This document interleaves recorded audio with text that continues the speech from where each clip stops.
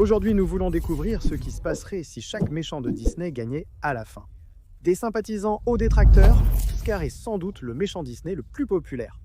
Scar a été l'un des méchants les plus proches de la victoire. En fait, il a presque réussi, du moins temporairement.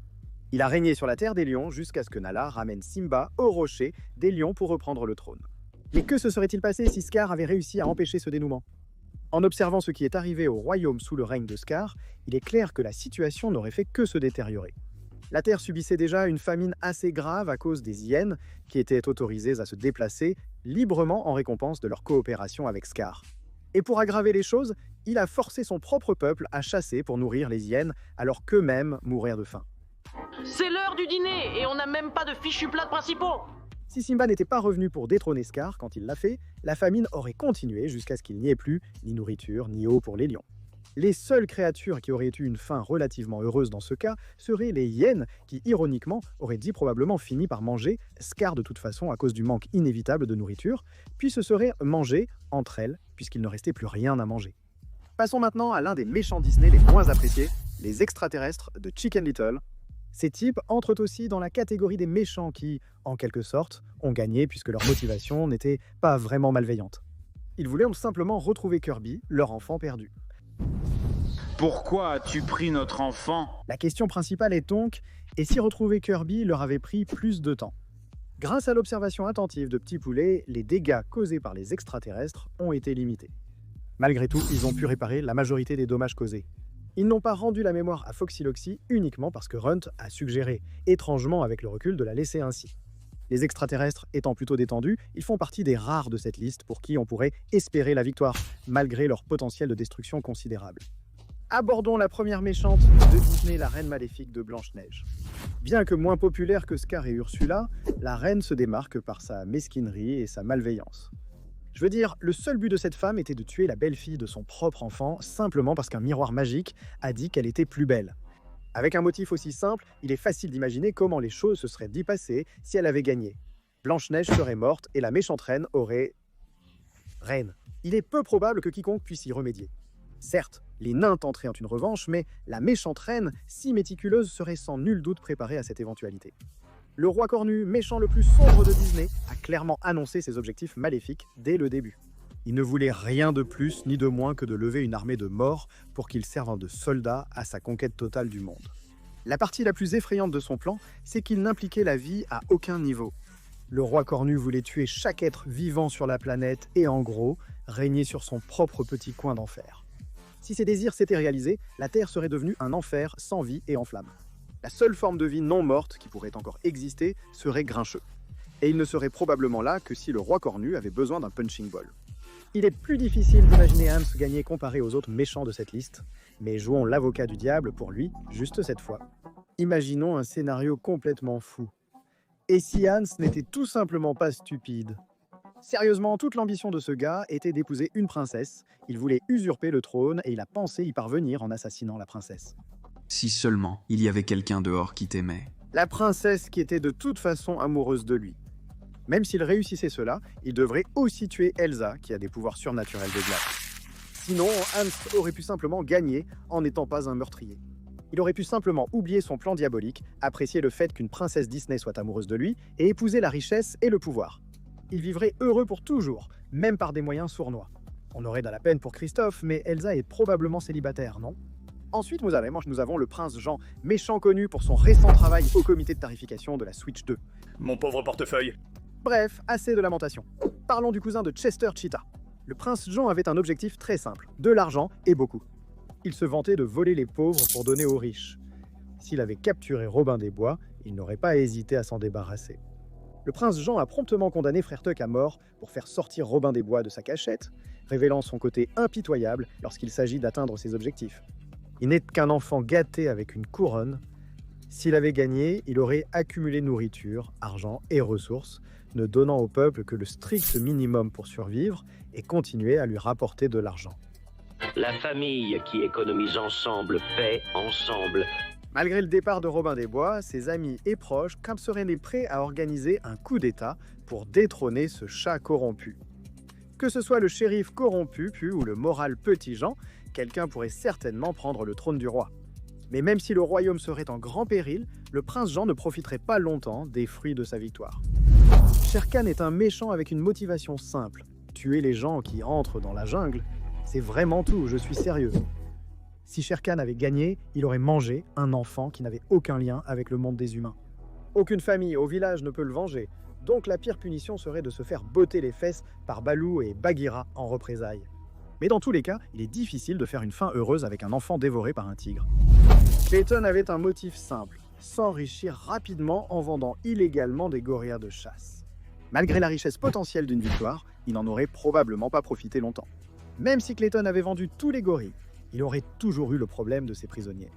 Il aurait soit dû libérer Tarzan, Jane et son père et faire face à eux, soit il aurait dû s'en débarrasser. En tant que braconnier expérimenté, il aurait probablement préféré et géré la seconde option, mais cela se serait retourné contre lui. Jane et son père sont tous deux des scientifiques accomplis, donc leur disparition aurait sans doute surpris la communauté, tout comme le fait que Clayton ait justement réussi à obtenir plusieurs centaines de gorilles et à les vendre immédiatement à son retour, juste après que le duo père-fille, qui était très enthousiaste à l'idée de rencontrer les gorilles, ait mystérieusement disparu sans laisser de traces. Clayton passerait probablement le reste de sa vie en prison, mais au moins il serait riche. Espérons que ça en valait la peine pour lui. Il y a beaucoup de méchants Disney aveuglés par la cupidité, mais Edgar atteignait un tout autre niveau de mesquinerie. Genre, tu es assez méchant pour abandonner les chats et chatons bien aimés de ton patron pour de l'argent, mais tu es trop lâche pour t'assurer qu'ils ne reviennent pas. Ce type était un vrai froussard, mais s'il ne l'était pas, enfin il resterait un froussard, mais il serait sûrement riche. Seuls des animaux, sa patronne et son avocate connaissèrent des actes. C'est un de ces films où les personnages ne peuvent se parler qu'entre eux, rendant leur témoignage peu utile pour arrêter Edgar. Nous avons aussi le sentiment qu'Edgar serait tourmenté par sa conscience, car même s'il n'est pas un homme bien, il avait plus de cœur que les méchants habituels de Disney. Parlons maintenant de Claude Frollo, l'un des personnages les plus cruels de l'univers Disney. Frollo était un homme profondément mauvais et impitoyable. Honnêtement, j'ai envie de passer son tour pour ne pas lui donner la satisfaction de gagner, même hypothétiquement. Mais d'accord, imaginons que Frollo ait pu réaliser ses fantasmes maléfiques avant son inévitable voyage en enfer. Pour commencer, Quasimodo et Esmeralda seraient décédés. Il devrait engager un nouveau sonneur de cloche et serait toujours assoiffé, mais il ferait face à bien plus de répercussions, notamment de la part de l'Église. Après que l'archidiacre ait justement dénoncé la folie de Frollo, Frollo a répondu en insultant et en agressant physiquement ce vieil homme, notamment en le poussant dans les escaliers, ce qui aurait facilement pu le tuer si Dieu ne veillait pas sur lui. Dans cet univers alternatif, la statue consciente n'aurait probablement pas tué Frollo, mais il serait certainement rétrogradé et confronté à de lourdes sanctions judiciaires. Il passerait soit le reste de sa vie en prison, soit à fuir sa culpabilité et ses illusions de sainteté qu'il n'a jamais eues. Si Frollo avait gagné, sa victoire aurait été des plus éphémères, puis la statue sacrée l'aurait envoyé en enfer. En résumé, il obtient une fin encore pire ainsi, sympa.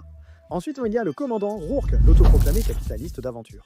Rourke est un mercenaire jusqu'au bout des ongles, ne s'intéressant qu'aux missions lucratives, peu importe comment il se qualifie. S'il avait réussi, non seulement il serait devenu incroyablement riche, mais il aurait aussi présenté au monde une source d'énergie extrêmement précieuse, capable de tout faire, de faire avancer la technologie, à prolonger la vie humaine. Bien qu'il serait sans aucun doute controversé, Rourke entrerait tout de même dans l'histoire comme l'homme qui a, à lui seul, augmenté la longévité et la qualité de la vie humaine.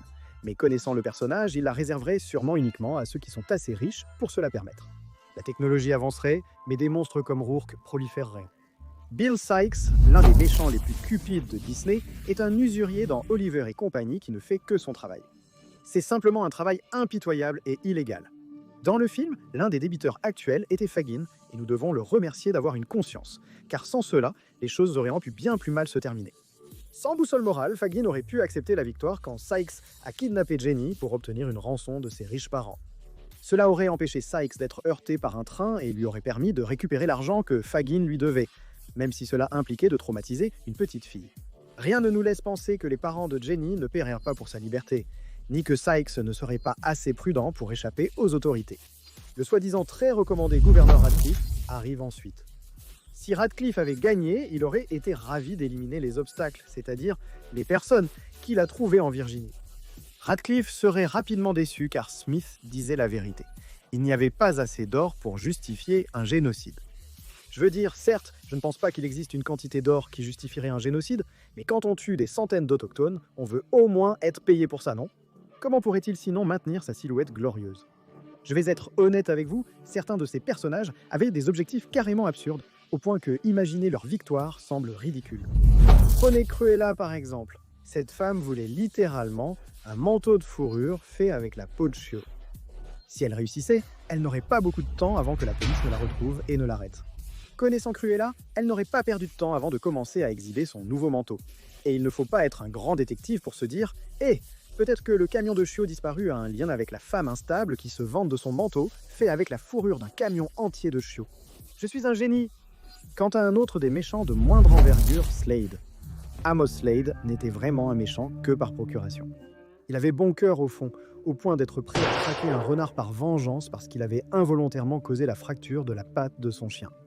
S'il avait réussi, il aurait tué Ted, puis aurait été arrêté pour s'être introduit dans une réserve d'animaux sauvages et en avoir tué un. En plus, son autre chien serait en deuil de la mort d'un ami d'enfance. Donc oui, il n'y aurait vraiment aucun gagnant ici. Nous sommes ravis qu'il ait eu la force de finir son histoire ainsi. Maléfique était peut-être la méchante Disney la plus mesquine. Cette femme a littéralement consacré 16 ans de sa vie à s'assurer qu'une fille soit tuée avant son 16e anniversaire. Tout ça parce qu'elle n'avait pas été invitée au baptême de cette fille. Dans ses propres mots, se tracasser à propos d'Aurore l'empêchait de bien dormir la nuit. Donc si elle avait gagné, si cette adolescente en particulier était morte et restée morte, alors pour une raison inexplicable, le sommeil de Maléfique aurait été réparé. Je veux dire, tant mieux pour elle, je suppose. D'accord, il t'a fallu 16 ans, d'innombrables ressources et des nuits blanches entre-temps, mais tu as réussi à la tuer. Sérieusement, qu'avez-vous gagné en faisant cela ? Espérons que cette victoire fera réaliser à Maléfique qu'il y a mieux à faire que de s'acharner sur une ado, comme n'importe quoi d'autre. Ensuite, nous avons Lady Tremaine qui... Pour être honnête, je l'ai principalement mentionnée car c'est une antagoniste mémorable. Elle n'avait pas vraiment d'objectif qui n'était pas lié à sa nature abusive et méprisable. Si elle avait réussi, Cendrillon serait toujours triste, une de ses belles-filles en serait riche et elle continuerait à être riche. Tout cela est vraiment remarquable. Passons à un sujet plus intéressant. Mère Gothel. Pour être juste, elle a en fait réussi pendant la majeure partie de la vie de Réponse. Elle a obtenu 18 ans de longévité grâce à ses cheveux magiques. Si Flynn n'avait pas coupé les cheveux de Réponse et tué sa future belle-mère, 2 scénarios possibles. Le plus probable est que Gothel aurait continué à vivre comme avant jusqu'à la mort de Réponse, en la gardant encore plus enfermée pour éviter qu'elle ne s'échappe. Mais il y a aussi une possibilité plus morbide. Oui, les cheveux de Réponse ont des pouvoirs guérisseurs. On peut se demander si ces propriétés s'appliqueraient à Réponse elle-même. Autrement dit, les cheveux magiques de Réponse pourraient prolonger sa vie, permettant à Mère Gothel de profiter plus longtemps de sa beauté illusoire et faisant souffrir davantage la pauvre Réponse. Je suis ravi que beaucoup de ces méchants aient en perdu, c'est dingue. Et maintenant, sans plus attendre, voici l'homme qui vous laisse vivre gratuitement dans son royaume, et il ne vous fait même pas payer de loyer. Le roi Magnifico avait de bonnes intentions, mais elles ont été anéanties par la corruption de la magie noire. Mais imaginons que le roi Magnifico ait réussi à absorber tous les vœux de Rosas et à utiliser Étoile comme une batterie de fortune. Si le pouvoir de l'amitié n'avait pas sauvé la situation, Rosas aurait été fichu. Réfléchis-y, Étoile est en quelque sorte l'incarnation de la magie Disney dans son ensemble. Avec la magie d'Étoile, celle de Magnifico, et le pouvoir nouvellement absorbé de tous les vœux de Rosas, il serait en gros le dieu de son petit royaume insulaire. Il n'y aura plus jamais de vœux faits aux étoiles. Avec son ego maintenant aussi grand qu'une planète, Magnifico ne s'arrêterait sûrement pas là. Il s'emparerait des royaumes un par un, amassant de plus en plus de magie Disney tout en la refusant au peuple. Si Magnifico avait gagné, les fins heureuses seraient très rares dans l'univers Disney. Faire un vœu à une étoile n'est pas aussi fiable que pour Geppetto, sauf si c'est le roi qui fait les vœux. Ensuite, parlons de la méchante, dont la beauté n'a pas d'égal. Je parle bien sûr d'Yzma. Entre le film et le spin-off sur Kronk, Yzma a retrouvé ses traits humains après avoir été transformée en chat. Imaginons qu'Yzma ait réussi à usurper le trône de Kuzco. Franchement, ça n'aurait peut-être pas été bien pire. Bien que Kuzco se soit racheté grâce à son amitié avec Pacha, suite à la tentative d'assassinat d'Yzma, on peut se demander si elle aurait été une dirigeante bien pire que le Kuzco du début du film. Ne vous méprenez pas, elle aurait été terrible, et son narcissisme l'aurait sans aucun doute poussé à remodeler le royaume à son image, peu importe ce que le peuple en pensait, mais Kuzco était littéralement prêt à rayer tout un village de la carte juste pour se construire un parc aquatique personnel. C'est mon cadeau d'anniversaire, je suis tellement heureuse. C'est difficile de faire pire que ça. Au pire, Yzma serait une dirigeante un peu plus impitoyable que Kuzco, et beaucoup plus ouvertement sinistre quand il s'agirait de s'opposer à ses ennemis. Et même dans ce cas, avec Kronk dans les parages, le peuple aurait au moins un peu de conscience morale dans sa direction. Je pourrais imaginer Kronk mener le peuple à un coup d'état accidentel, ce qui serait la revanche parfaite contre Yzma. Bon, il n'est pas Kronk, mais Gaston a au moins essayé d'incarner cette même énergie de Giga Chad. Gaston était un idiot. Je sais, ici à Wicked Binge, on ne donne que des avis tranchés. Mais ce type avait 3 bombes absolues qui étaient constamment en train de le désirer, au point qu'elles ont toutes pleuré à son mariage raté comme si c'était un enterrement. Même avec autant d'options, Gaston n'a pas pu tourner la page sur celle qui lui a échappé, celle qui n'avait clairement aucun intérêt pour lui. Il serait donc surpris lorsque, après avoir tué la bête, Belle ne serait toujours pas, inexplicablement, intéressée à l'épouser. Gaston pourrait réagir par un « si je ne peux pas t'avoir, personne ne t'aura ». Il aurait tenté de tuer Belle, de l'enlever ou de faire quelque chose d'horrible pour la forcer à l'épouser. Si tu n'es pas avec nous, tu es contre nous. Dans tous les cas, on espère que cela ouvrirait les yeux des habitants sur à quel point Gaston était vraiment horrible. En résumé, il mourrait sûrement même en tuant la bête. Il ne savait simplement pas s'arrêter. Ensuite, au lieu, nous avons le méchant avec une chanson qui n'a pas le droit d'être si entraînante. Alameda Slim, dont on ignore encore comment il a obtenu le pouvoir d'hypnotiser les vaches, non par le yodel, un choix créatif étonnant de Disney, aurait acquis une quantité énorme de terres agricoles si son plan pour s'emparer de Patch of Heaven avait réussi. Vu l'avidité et la mesquinerie flagrante de Slim, il est peu probable qu'il se serait arrêté avant d'avoir autant de petites fermes que possible sous sa ceinture démesurée. Malheureusement, Slim a beaucoup de neveux pas très malins, et il ne serait qu'une question de temps avant que l'un d'eux fasse une gaffe et félicite Oncle Slim pour son dernier achat. Salut Slim. Taisez-vous, imbécile, on a du boulot. Avec la prime qu'ils offrent pour Slim, personne ne perdrait de temps à le livrer aux autorités. À moins que la prison ne soit dirigée par des vaches, tu ne pourrais pas le sauver cette fois. Le capitaine Gantu est un cas intéressant principalement parce qu'il compte à peine comme un méchant. Gantu ne faisait que son travail après tout, même s'il était un peu trop zélé. Cependant, une chose est sûre, son travail n'impliquait pas d'enlever un petit enfant humain. S'il avait réussi à ramener Stitch à la Fédération Galactique avant qu'il ne soit gracié, on a le sentiment que Nani, Jumba et Plickley n'auraient pas tardé à suivre pour défendre Lilo et leur nouveau chien. Gantu risquerait une rétrogradation pour enlèvement de témoins, mais la Fédération constaterait l'absence d'hostilité de Stitch envers les humains, rendant probable l'obtention de la grâce déjà reçue à la fin du film. Si Gantu avait réussi, il aurait eu encore plus d'ennuis pour avoir enlevé Lilo et amené un autre humain au quartier général de la Fédération Galactique. Les choses ne se terminent vraiment pas bien pour ce Galacrola, quoi qu'il arrive, hein? Percival McLeish, bien que moins emblématique, est l'un des méchants les plus méprisables de Disney, surpassant même celui du premier film des aventuriers, Du bout du monde. Les deux ont enlevé des enfants et les ont forcés à travailler pour eux, ce qui est condamnable. De plus, il était suffisamment cruel pour tenter de donner l'enfant captif en pâture aux alligators pour ne laisser aucun témoin. Si McLeish avait réussi, personne n'aurait pu le retrouver, sauf s'il devenait négligent en vendant Marahut.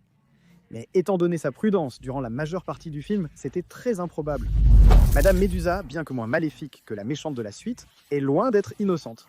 C'est fou que la femme qui a 2 crocodiles de compagnie ait eu peur des souris. Si elle avait été plus posée, elle aurait peut-être réussi à s'enfuir avec l'œil du diable. Même si ses super pouvoirs sont incertains, Médusa serait sûrement devenue extrêmement riche grâce à lui. Vu sa réticence à partager le butin, il la dénoncerait sûrement rapidement à la police par mesquinerie. Si l'œil du diable avait vraiment des pouvoirs, Médusa ne serait qu'un simple réceptacle pour lui. Ursula, l'une des méchantes Disney les plus marquantes, fait son apparition. Son passe-temps d'aider les pauvres âmes infortunées fait d'elle l'une des antagonistes les plus mémorables et menaçantes du répertoire de Disney. Ursula était assez rusée pour réussir un temps, échangeant la vie d'Ariel contre celle du roi Triton et devenant brièvement souveraine de l'océan. Nul besoin d'être érudit pour deviner la suite des événements. Ursula aurait absolument anéanti toute pauvre âme infortunée qui aurait osé parler contre elle. Avec le pouvoir de Triton et sa propre intelligence, Ursula aurait transformé chaque partie de l'océan à son image, rendant la vie sous-marine misérable pour ceux qui ne lui prêtaient pas allégeance. Bien sûr, Ursula serait toujours prête à conclure un marché, si cela pouvait lui profiter personnellement, ce qui serait la seule façon pour ses congénères marins d'améliorer leur vie sous son règne. Namahari est une méchante qui souffre tragiquement du fait que son film ne lui permet pas d'être totalement maléfique. Alors qu'elle commence comme une traîtresse, bien que pas sans cœur, fidèle à son pays, elle s'avère finalement être plus bonne que mauvaise. Son seul véritable objectif était ce qui était le mieux pour Fang, et on suppose que ne pas être transformée en pierre fait partie de cette catégorie. Même si Namahari avait été une méchante accomplie, elle aurait tout de même restauré la gemme du dragon, ne changeant pas significativement la fin, hormis l'absence de réconciliation avec Raya. Qu'on l'emmène, enfin, passons à la prochaine entrée, la Reine de Cœur. La Reine de Cœur a-t-elle... Attendez, qu'est-ce qu'elle a vraiment perdu? Elle règne toujours sur le pays des merveilles, malgré son échec à exécuter celui qu'elle croyait l'avoir offensé. Je suppose qu'elle aurait eu plus de chances de gagner si elle avait repéré le chat du Cheshire et l'avait identifié comme celui qui la taquinait pendant toute la partie, mais même là, soyons honnêtes, le chat du Cheshire l'aurait embarqué dans une chasse au trésor sans fin jusqu'à ce qu'il s'ennuie, et le pauvre roi n'aurait fait que suivre le mouvement. Les méchants enfantins sont un trope classique de Disney, le capitaine Crochet en étant peut-être le plus emblématique. Je ressens malgré moi une certaine sympathie pour Crochet. Je serais aussi énervé si un gamin me coupait la main, même si je pouvais encore jouer du piano incroyablement bien mystérieusement. Si Crochet parvenait à se venger de Peter Pan, il serait peut-être prêt à écouter les demandes de Mouche et de son équipage pour retourner en mer et continuer à faire le pirate. Cela dit qu'il ne serait pas totalement tiré d'affaire. Qui ne le ferait pas? Clochette est déterminé à venger Pierre, et Adé même prête à s'allier avec le crocodile Tic Tac pour que sa vengeance réussisse. Maintenant, passons aux choses sérieuses et parlons de Chanu. Alors, ce type, vous savez quoi? Je vais vous laisser résoudre celle-là. Vous voyez cette scène tristement célèbre, juste après Une fille à aimer? Celle où l'on découvre que Chanu et ses hommes ont complètement décimé tout un village dans le but d'étendre leur territoire. Oui, imaginez simplement beaucoup plus de ça pour tous ceux qui n'étaient pas prêts à laisser les Im prendre leur terre. Imaginez ceux qui se sont rendus mais ont quand même été assassinés, car tel était le désir de Shan. Passons maintenant à Hadès. Les méchants et la domination du monde vont de pair, mais Hadès est peut-être le plus déterminé à y parvenir. Il était prêt à engager 2 de ses sbires pour tuer un bébé simplement parce qu'il avait prévu que ce bébé allait perturber ses plans de domination de l'univers d'une main de fer. Hercule, ce n'était pas le nom du gamin qu'on était censé. Oh mon Dieu! Comme beaucoup de méchants Disney célèbres, Hadès a réussi un temps, mais avec des sbires plus compétents pour exécuter ses ordres, il n'aurait pas été vaincu par Hercule qui serait mort. En conséquence, il ne se serait pas non plus fait projeter dans le fleuve Styx, et Mégara n'aurait eu aucun moyen d'échapper au service d'Hadès. Franchement, tout aurait vraiment été plus facile pour Hadès s'il avait simplement engagé de meilleurs employés. Mais quand l'un des types que tu envoies pour tuer un bébé s'appelle Panique, qu'est-ce que tu peux vraiment espérer? Pour chaque grand héros 6, il y a un grand méchant 6. Pour Hiro et sa bande, ce méchant est Yokai, l'un des antagonistes les plus sympathiques de la liste d'aujourd'hui. Sa véritable identité est Robert Callahan, un professeur qui a volé la technologie des nanobots de Hiro et l'a utilisée pour se venger de Kree, l'homme et l'entreprise responsable d'avoir laissé sa fille coincée dans l'espace pendant des années et d'avoir failli la tuer. Callahan ignorait qu'elle était encore en vie. Malgré ses raisons de se révolter, laisser son élève mourir d'une mort évitable était inacceptable. De plus, Callahan était obsédé par sa vengeance contre Kree et la destruction de tout ce qu'il avait bâti au cours des années. Ma fille n'est plus là à cause de ton arrogance. Ironiquement, Hiro et Baymax ont découvert qu'Abigail était vivante depuis le début, dans le coma et dans une autre dimension. Ironiquement, si Yokai avait vaincu les héros, non seulement il aurait perdu sa chance de retrouver sa fille, mais il aurait aussi empêché la seule opportunité qu'elle avait d'être sauvée, de dériver inconsciemment dans l'espace pour toujours. Peut-être qu'il resterait hors de prison un peu plus longtemps, mais il continuerait à vivre, sombrant de plus en plus dans une spirale de désespoir, sans jamais se rendre compte que sa fille bien-aimée était juste hors de portée.